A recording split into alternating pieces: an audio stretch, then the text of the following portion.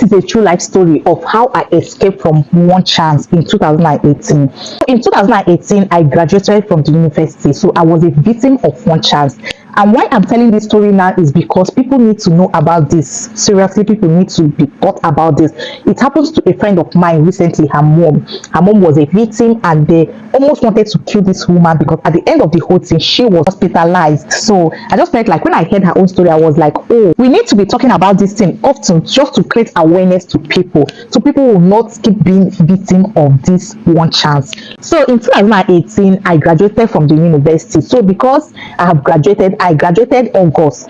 My house rent expired June. So the landlord was like, he's just going to give us just a 1 month grace. So when we finish our exam, we moved. So when I was done with exam, we had to vacate from the house. But we still have some projects doing in school. Project like we are still doing our projects, we are still doing some of our clearance. So I need to do all these things. I had to go move with my roommate because she stays in the town where this thing happened. So I had to go and move with her in her place, and we stayed together. So because she's staying in that town, what she does was every weekend she goes to her parents, because we moved to her brother's place. Every weekend she goes to her mom, she visits her mom and all that. So this particular weekend she had visited her mom, and on a Monday she's supposed to come back on Monday, and what she does is she comes to school directly.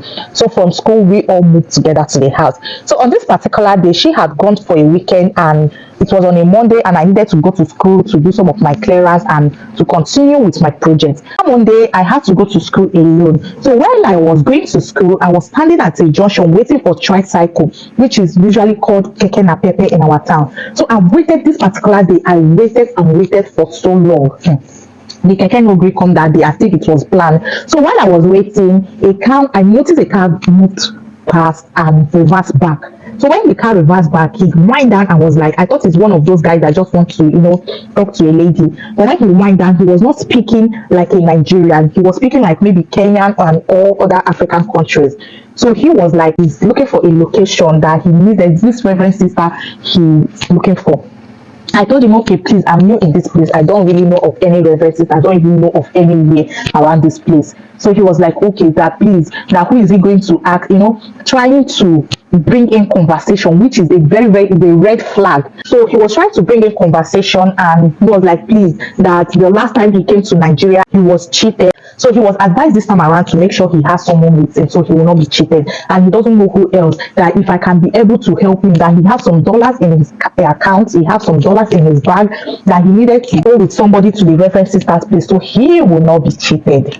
So that was it. And because the wrong thing I did here was entering into conversation with these people. The best thing is when somebody asks you for a direction, yes or no, do you know this place? Yes. If you know, direct the person, because you may never know who is genuine. If you don't know, please tell the person you do not know, and do not allow the person, do not conversate with the person, do not allow the person initiate any kind of conversation, because that's how they get to people. So that was where I got it all wrong. When I entered into conversation with this guy, I didn't know what I was talking. While I was trying to still talk to him, tell him why I don't know any other place, a guy walked towards me and said, what is the issue? I myself explained to the guy what is going on. I told him, okay, this guy needed a help. Do you know any reverend sister? The guy said, no, he doesn't know. I said, okay, this guy needed a reverend sister, and me, I don't know the place. I'm just new in this area. The guy was like, oh, what else? I said, he said he wants to change his money and he doesn't want to be cheated. The guy was like, yes, now that should help him now, that these people, that it has happened to one of his friends before, that these people always cheat them because they are new in the country,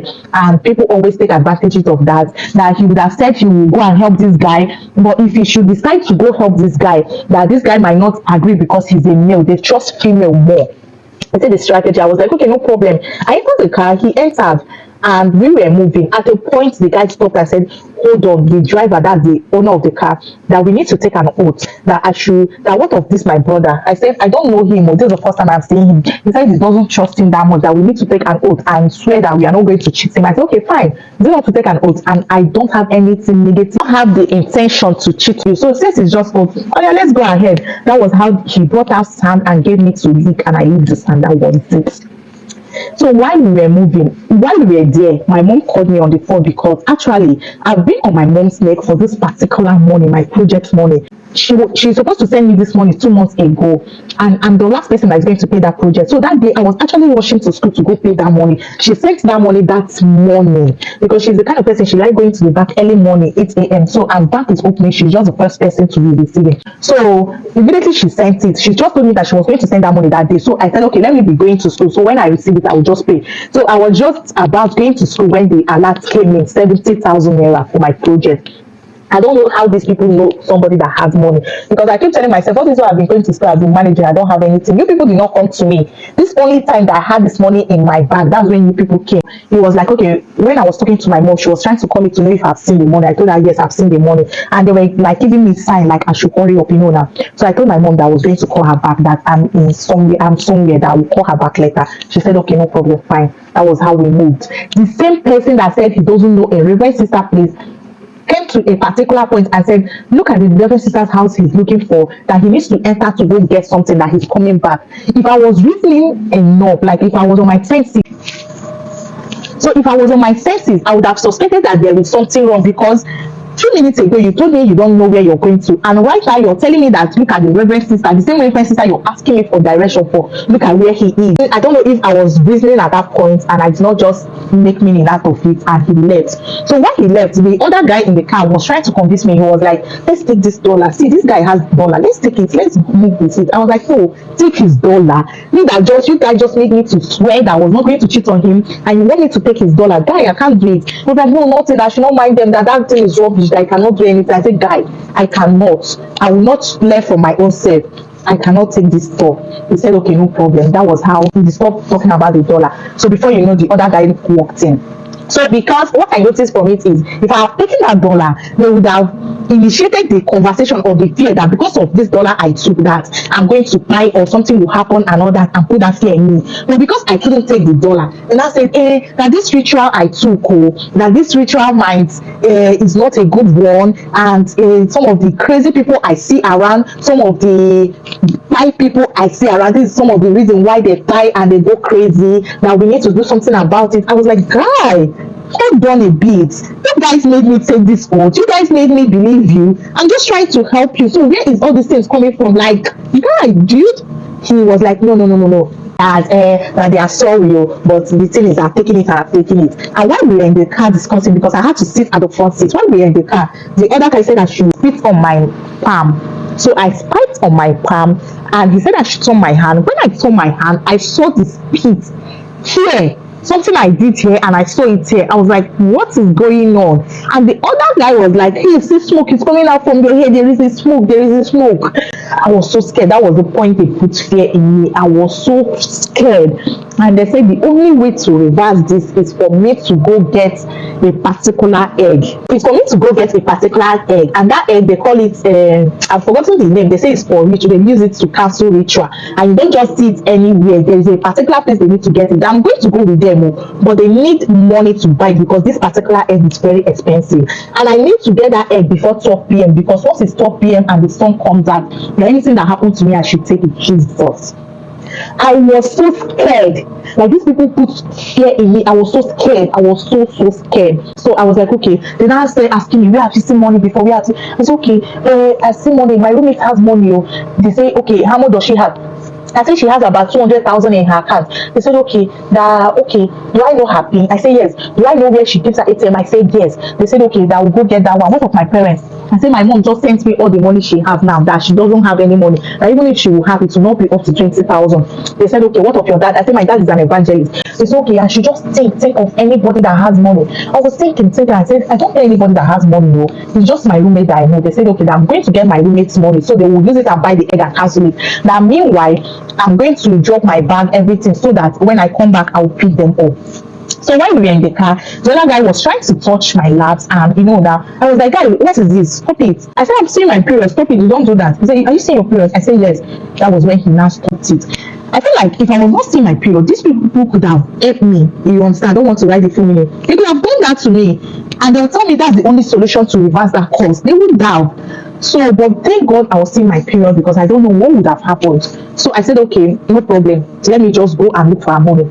So I had a phone then, I had a big phone, I had a smaller phone, and the SIM card I use in receiving alert is on the smaller phone, while the bigger one was the one I use for browsing and my social media. So they said, which one do I receive alert with, which SIM card? I said, this particular one on the smaller phone. They said I should change it and put it in the bigger phone, then bring the one that is in the bigger phone and put in the smaller phone, so I can use it and be calling them. That I should give them my bigger phone. Then I was having like 12,000 naira cash. That I should give them the cash I had.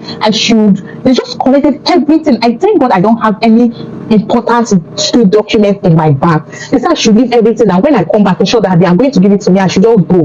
That was how I left this. You see the way I was running. Hey, these people are so wicked. Now, God, like, if you are one of them and you're here seeing this post, God will punish you very well. You people will not live long. And you know those people that did that thing to me, by now, if you're not dead, I know you should be useless.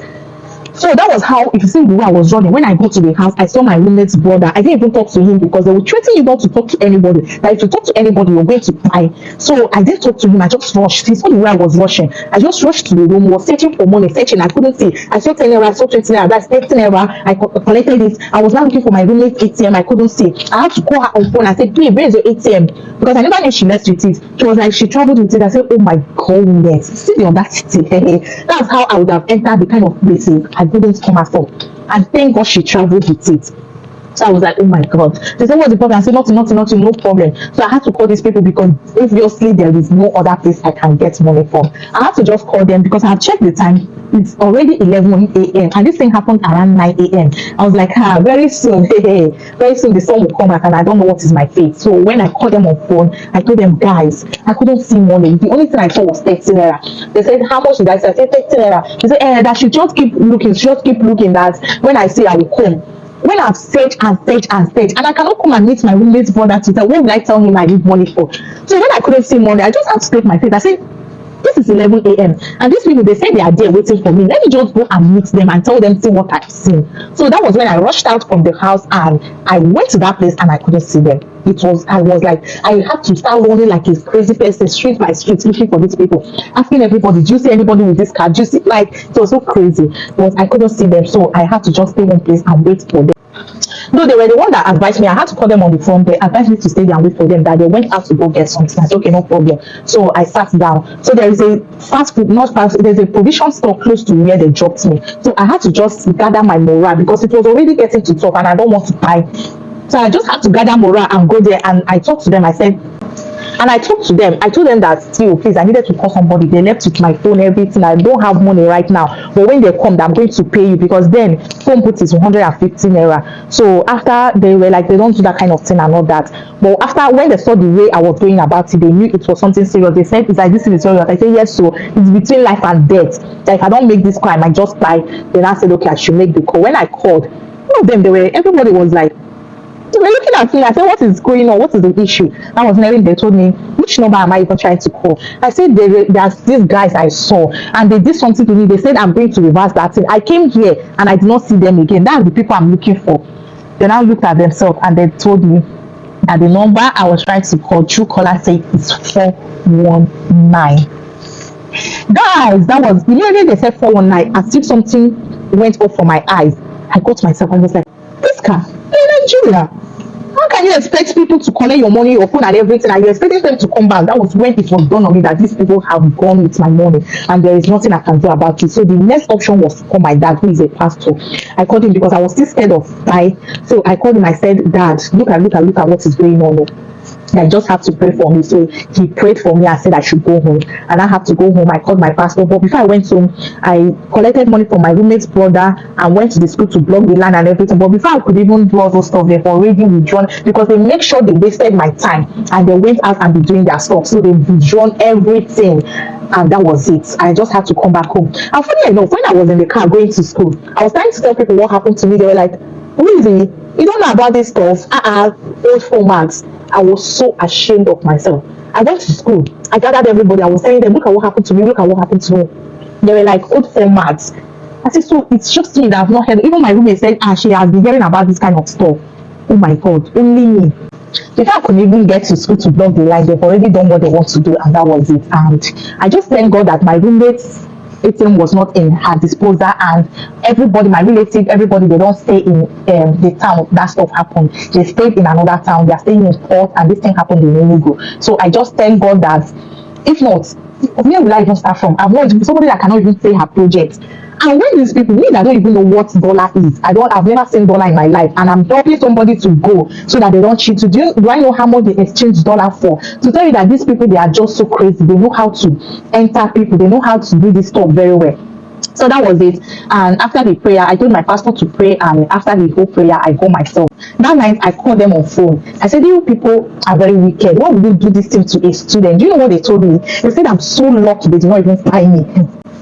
They say, I'm so lucky that they did not find me, that they would have find me, that if they have find me by now, I would not be calling them on phone and be telling them rubbish. And before now, when I was still telling them, I couldn't see money. And do you know what? When this thing happened to you, because after it happened to me, like I said, I went to school, and when I was telling them, they were like, this is whole story, everybody knows about it. And I was so ashamed of myself. So when this thing happens to you, and when you hear a related story, you just see how foolish you are, because it always sounds foolish. It always sounds useless to people because they don't really understand. So somebody else, it happens to the person, and they use this person for 1 whole week collecting money from her. And the funny part is they keep sucking you. As long as money is coming out, they keep sucking you until your eye is clear. And they'll tell you never to tell anybody. So you just on your own being foolish, collecting money, going to borrow money, going to do everything to just to give feed to useless people.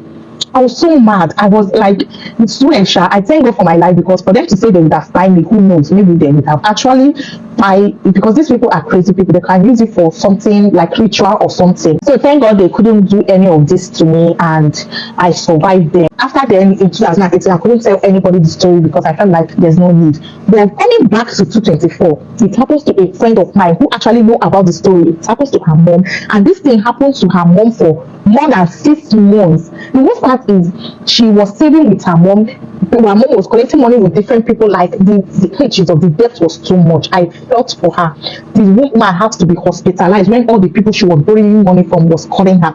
She has to be hospitalized. That's to show you how wicked these people are. Somebody's mom, and you actually know this is somebody's mom, and you have the mind to be doing this.